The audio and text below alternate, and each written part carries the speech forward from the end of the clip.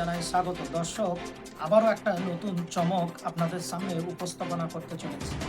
তো যারা এখনো পর্যন্ত নিউজ 14 বাংলা ডিজিটাল মিডিয়ার নতুন দর্শক, তাড়াতাড়ি আপনারা সাবস্ক্রাইব করে আপনাদের বেল আইকনটা প্রেস করে দেন, যাতে করে আমাদের বানানো নতুন ভিডিও সর্বপ্রথম আপনি দেখতে পারেন, এবং ফ্রেন্ড ফলোয়ার্সদের কাছে তাড়াতাড়ি শেয়ার করে দেন এই চমকপ্রদ ভিডিও তারাও যেন দেখতে পায়।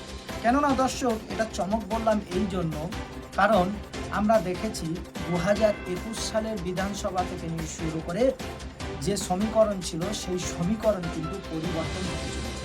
কেন বললাম দর্শক, আপনাদেরকে সে ভিডিওটা দেখাবো নিশ্চয়ই। কারণ আমরা কিছুদিন আগে আপনাদেরকে দেখিয়েছিলাম দর্শক, যে এখন দেখতে পাচ্ছি ধর্মগুরুরা তারাও রাজনীতি নিয়ে একটু সজাগ হচ্ছে। কেন? তাদের দাবি, আমরা যখন বিজেপি সাম্প্রদায়িক দল ইস্যুতে যখন জর্জরিত, তাকে বিজেপিকে আটকাবার জন্য আমরা কিন্তু তৃণমূল কংগ্রেসকে চুজ করেছিলাম, এবং কোনো ছোট দল নতুন দলকে আমরা বিশ্বাস করিনি। ঐক্যমতে এবং সংখ্যাগরিষ্ঠ নিয়ে 2021-এ 214টাই সিট নিয়ে তৃণমূল কংগ্রেস মুখ্যমন্ত্রীর সিট গ্রহণ করেন, এবং সেই উপহার আমরা দিয়েছি সাধারণ মানুষের একটা প্রশ্ন। কিন্তু তখন ধর্মগুরুরা একটাই বার্তা দিয়েছিলেন যে তৃণমূল কংগ্রেস ছাড়া কোনো বিকল্প নেই। কিন্তু দর্শক, কেটে গেছে 5 বছর প্রায়। তো 2021 থেকে নিয়ে এবার 26-এর বিধানসভা হবে, কিন্তু 26-এর বিধানসভার, কারণ রাত পোয়ালে 26-এর যে বিধানসভা আসতে চলেছে, আপনারা জানেন যে সেই 26-এর বিধানসভায় এই সমীকরণ কিন্তু ধর্মগুরুরা অন্য কিছু দেখছেন, ভোট বিশ্লেষকরা তারা অন্য কিছু সমীকরণ দেখতে পাচ্ছে। ভবিষ্যৎ তোর বাংলার রাজনীতিতে ভবিষ্যৎ অন্য কিছু দেখতে পাচ্ছেন। এর মানে কিছু কিছু জায়গায় আমরা দেখছি বিভিন্ন জেলা থেকে উঠে আসা সংখ্যালঘু সম্প্রদায়ের যে ধর্মগুরুরা, তারা নতুন করে রাজনীতির সমীকরণ তারা দেখছেন এবং অঙ্ক করছেন। যেমন দুদিন আগে একটা ভিডিওতে আমি আপনাদেরকে বলেছিলাম যে পীরজাদা সাতারি সিদ্দিকী, তিনি প্রকাশ্যে বলেছিলেন, একটা ভিডিও তিনি এক জায়গায় জলসা করতে গিয়ে প্রকাশ্যে বলেন, যদি বিজেপির যদি পীরজাদা থাকে, যদি সিপিএমের পীরজাদা থাকে, আর যদি টিএমসির যদি পীরজাদা থাকে, আমি নাই আইএসএফ এর পীরজাদা। তিনি এটা বলেছিলেন, আর সেটা নিয়ে প্রচণ্ড পরিমাণে ভাইরাল হয়েছেন। তাহলে দর্শক, যারা সংখ্যালঘু সম্প্রদায়ের যারা পীরজাদাদেরকে সম্মান করেন, তবে কি আইএসএফ ইন্ডিয়ান সেকুলার ফ্রন্টের ঝান্ডা ধরে মাঠে নামতে চলেছে সাফারি সিদ্দিকী? হ্যাঁ দর্শক, সেটাই আপনাদেরকে দেখিয়েছিলাম। এবারে আপনাদেরকে দেখাবো আর একটা জেলা, সেটা ছিল হুগলি জেলা। আপনি দেখতে থাকবেন সংখ্যালঘু সম্প্রদায়ের যে ধর্মগুরুরা, তারা বিভিন্ন জায়গায় বিভিন্ন জেলাতে পশ্চিমবাংলায় বসবাস করেন। যেমন আছে, আপনার দেখতে পাবেন হুগলি জেলার মধ্যে আর রয়েছে ফুলপুরা, সেখানে সংখ্যালঘু সম্প্রদায়ের পীরজাদা, যিনি নাম হচ্ছে আব্বাস সিদ্দিকী এবং নওশাদ সিদ্দিকী, তিনি তার একটা দল রয়েছে, তার নাম হচ্ছে ইন্ডিয়ান সেকুলার ফ্রন্ট। আচ্ছা, এবারে দেখা যাচ্ছে সাফারি সিদ্দিকী তিনিও আইএসএফ এ জয়েন করবে বলে এরম কানাঘুষা চলছেন, এবং তিনি প্রকাশ্য করলেন। এবারে ওদিকে তৃণমূল কংগ্রেসের সাপোর্ট করতেন তোহা সিদ্দিকী সাহেব, কিন্তু সেই তোহা সিদ্দিকী সাহেব 100 ডিগ্রি পল্টি মেরে তিনি একদম তিনি উল্টে গেলেন। তিনি এখন তৃণমূল কংগ্রেসের বিরুদ্ধে তোপ দাগতে শুরু করে দিলেন। তিনি কদিন আগে বললেন যে বিজেপির এলাকাগুলো সাম্প্রদায়িক উস্কানিমূলক কোনো ঘটনা আমার চোখে পড়ে না। তিনি বললেন, তোহা সিদ্দিকী বলেছিলেন, যত তৃণমূল কংগ্রেসের এমএলএরা যেসব জায়গায় জিতেছে সেখানেই গন্ডগোল বেশি। তিনি এই বিস্ফোরক মন্তব্য করেছিলেন, আপনাদেরকে দেখিয়েছিলাম দর্শক। কিন্তু এটাও দেখিয়েছিলাম যে পীরজাদা কাসেম সিদ্দিকী, তিনি তৃণমূল কংগ্রেসের সাধারণ সম্পাদক হিসেবে তিনি কয়েকদিন আগে বলেছিলেন যে আইএসএফ তিনি নাকি বিজেপির দালাল, আর এই বিজেপির দালালদেরকে নিন্দ হারাম করে দেবো। দর্শক, এটাও কাসেম সিদ্দিকী বলেছিলেন।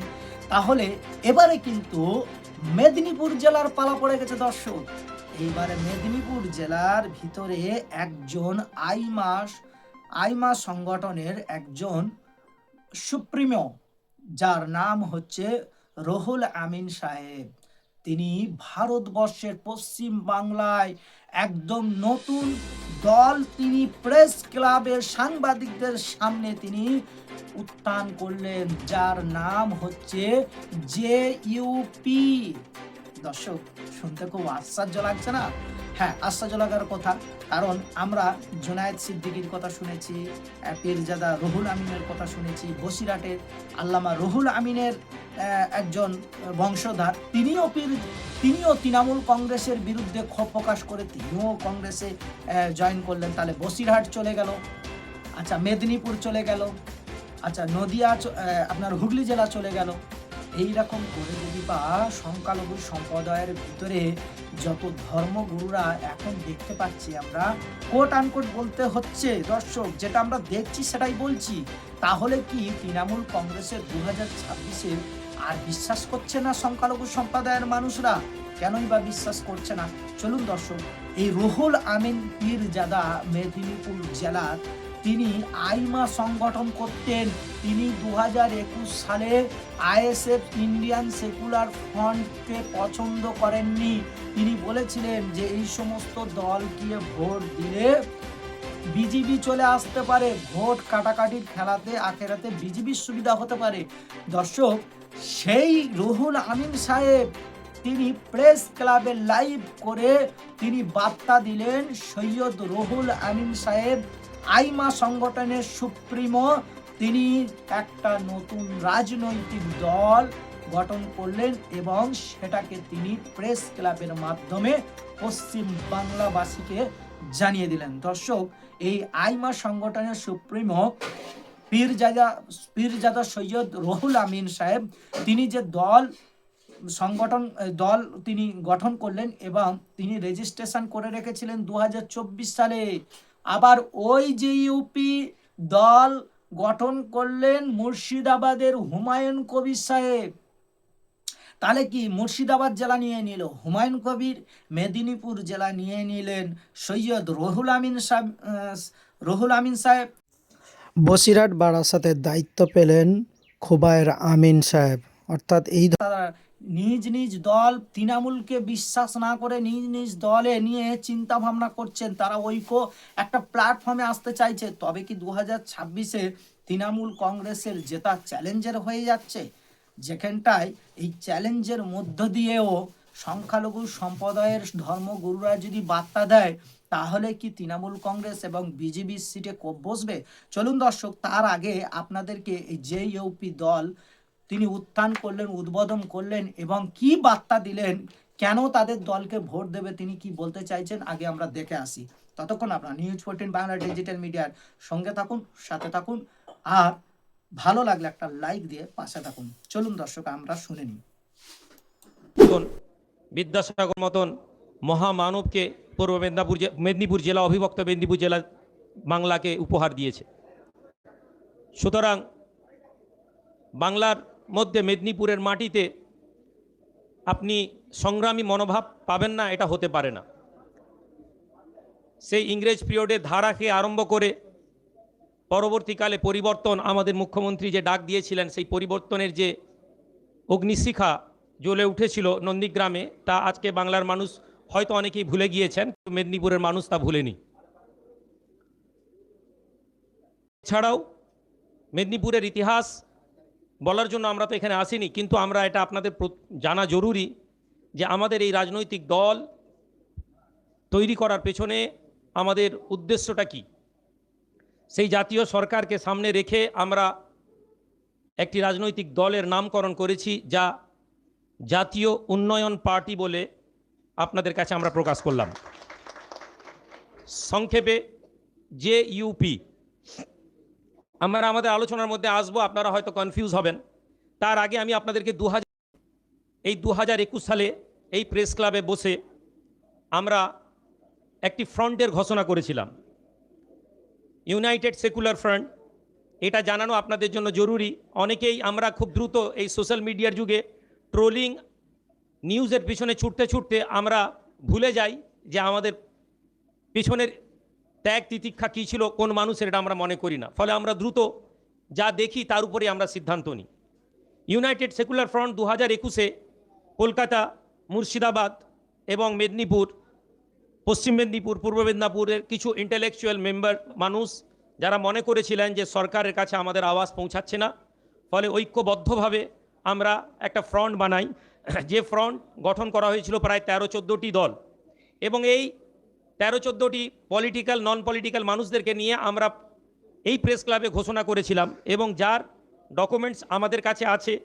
এবং যদি আপনাদের কোনো মিডিয়া বন্ধুর প্রয়োজন হয়, আমাদের যারা সহযোগীরা এসেছেন, আপনারা তাদের কাছ থেকে সেই মিডিয়ার পুরো বক্তব্যটা পেয়ে যাবেন, অথবা আমরা পরবর্তীকালে আমাদের পেজেও এটা আপলোড করে দেব, যাতে আপনাদের বিভ্রান্ত হওয়ার কোনো জায়গা না থাকে। যদিও এটা সত্য কথা যে তৎকালীন যারা সরকারের কাছে আওয়াজ পৌঁছাতে চেয়েছিলেন, তাদের একটা বৃহত্তর অংশ আজ সরকারের সাথেই আছেন।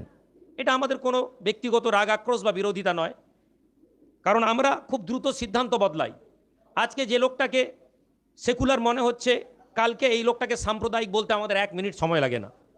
আজকে যে লোকটাকে সাম্প্রদায়িক মনে হতে পারে, এক্সট্রিমিস্ট মনে হতে পারে, আমাদের বিশ্বাস যে media, social media, print media, তারা যদি তাদের দায়িত্ব পালন করে, যে লোকটাকে আপনি তার অ্যাপিয়ারেন্সের উপরে হয়তো কোনো কিছু বলছেন, মিডিয়ার মাধ্যমে আমরা সেই লোকটাকে দেশ বা জাতির একজন মানুষ ভালো, বা তাকে আমরা আগামীর পথপ্রদর্শক হিসাবে প্রমাণ করতে পারি।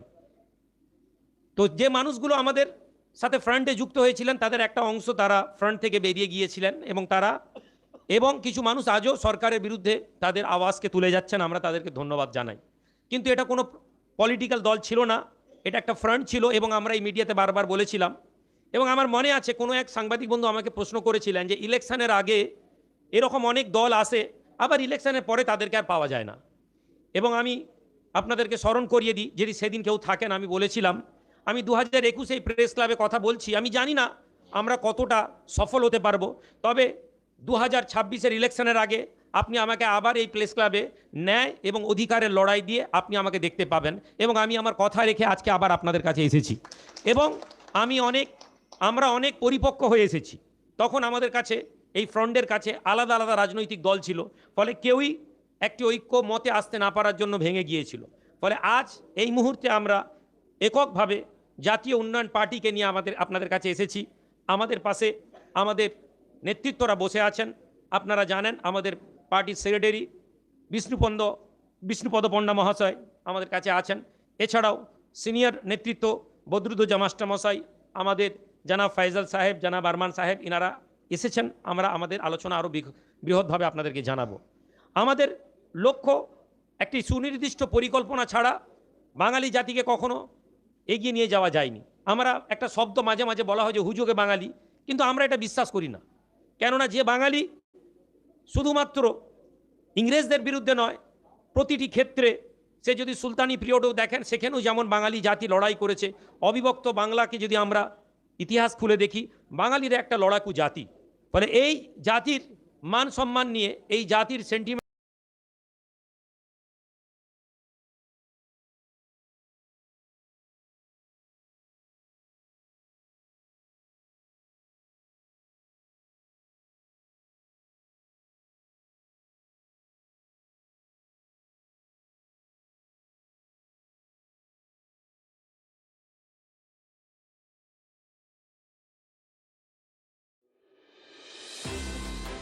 তো দর্শক, ফিরে আসলাম। এই সৈয়দ রুহুল আমিন সাহেব তিনি বললেন যে উন্নয়ন করার জন্য তোষণ করার নাম করে ললিপপ দেখিয়ে কিছু সম্প্রদায়ের মানুষকে পিছিয়ে রাখার কারণে মানুষগুলো, সংখ্যালঘু সহ পিছিয়ে পড়া কিছু জাতি আছে, তারা পিছিয়ে পড়েছে সব সময়ের জন্য। শুধু ভোট ব্যাংক হিসেবে ব্যবহার করা হচ্ছে, তারপরে ভোট হয়ে গেলে তাদেরকে ললিপপের লোভ থেকে ভোট করিয়ে নিয়ে তারপরে তাদেরকে পিছিয়ে রাখা হচ্ছে। দর্শক, বলার বক্তব্য হচ্ছে রুহুল আমিন সাহেব তিনি কোট আনকোট তিনি সরাসরি তৃণমূল কংগ্রেসের বিরুদ্ধেই বললেন। তিনি বললেন তোষণের নাম করে তাকে পিছিয়ে রাখা হচ্ছে। তবে কি ভোটের সমীকরণ পশ্চিমবাংলার মানুষরা কি অন্য কিছু ভবিষ্যৎ দেখতে চাচ্ছে? দর্শক, এই যদি হয়, মুর্শিদাবাদে হুমায়ুন কবির, মেদিনীপুরে রুহুল আমিন, ফুরফুরা শরীফে নওশাদ সিদ্দিকী, ওদিকে রয়েছে মোহাম্মদ সেলিম, বসিরহাট বারাসাতে আর এক পীরজাদা, এদিকে কাসেম সিদ্দিকী তৃণমূল কংগ্রেস অলরেডি রয়েছেন। তিনি কখন আগেও তৃণমূল কংগ্রেসের বিরুদ্ধে বলেছিলেন যে তৃণমূল কংগ্রেস করবে তাকে জানাজা পড়া যাবে না। পরবর্তীকালে তিনি তৃণমূল কংগ্রেসের সাধারণ সম্পাদক। এখন সাধারণ মানুষ প্রশ্ন তুলতে শিখেছে যে ওই মানুষটার বিশ্বাস করা সম্ভব নয়। আবার এদিকে তোহা সিদ্দিকী সবসময় তৃণমূল কংগ্রেসের সুপারিশ করতেন, এখন তিনিও বলছেন শওকত মোল্লাকে সিট দিলে শওকত মোল্লা জিততে পারবে না। আর সেই শওকত মোল্লা সাহেব গতকাল তিনি বলেই ফেললেন যারা তৃণমূল কংগ্রেসের ভোট দেবে না তাদেরকে বাংলার আবাস যোজনার টাকাও দেওয়া হবে না, তাদেরকে লক্ষ্মীর ভাণ্ডার টাকা যারা পাচ্ছে তাদেরকে দেখে নেব। সেই নিয়ে ইতিপূর্বে ভাঙড়ে অনেক অঞ্চলে গন্ডগোল শুরু হয়ে গেছে। দর্শক, সব মিলিয়ে যেন একটা গোলমাল সৃষ্টি হয়ে গেল। এখন রাজনীতির বাজারে কি যে মানুষ করবে, সাধারণ মানুষ কনফিউজ, যাবে কোথায়? এই পশ্চিমবাংলায় হচ্ছেটা কি আসলে? কেন বলছি দর্শক, কারণ বিজেপি তো সারা জীবন সাম্প্রদায়িকতার বীজ বুনে সে ফায়দা নিতে চায়, কিন্তু পশ্চিমবাংলায় তো সাম্প্রদায়িক উস্কানি কাজে আসবে না। যতই মসজিদ মাদ্রাসার বিরুদ্ধে মুসলমানদের বিরুদ্ধে কথা বলুক, সংখ্যালঘু সম্প্রদায়ের মানুষরা তারা তৃণমূল সুপ্রিমকে বিশ্বাস করে, কিন্তু তৃণমূল কংগ্রেস সেই বিশ্বাসটা অবশেষে সংখ্যালঘু সম্প্রদায়ের মানুষের কাছে হেরে গেলেন। তবে কি নতুন দল পশ্চিমবাংলায় আবির্ভাব হবে, নতুন নেতারা? তো সেটা সময় আসলে দেখা যাবে। আজ নিউজটা এই পর্যন্ত। যদি আপনাদের ভালো লাগে আপনাদের মূল্যবান বক্তব্য কমেন্ট বক্সে এসে জানাবেন, আর ফলোয়ারদের কাছে শেয়ার করবেন, ভালো লাগলে একটা লাইক করবেন। তো যারা ফেসবুক থেকে দেখছেন অবশ্যই পেজটাকে ফলো দিয়ে পাশে থাকবেন। তো চলুন দর্শক, আপনারা ভালো থাকুন, সুস্থ থাকুন, দেখা হচ্ছে পরবর্তী ভিডিও।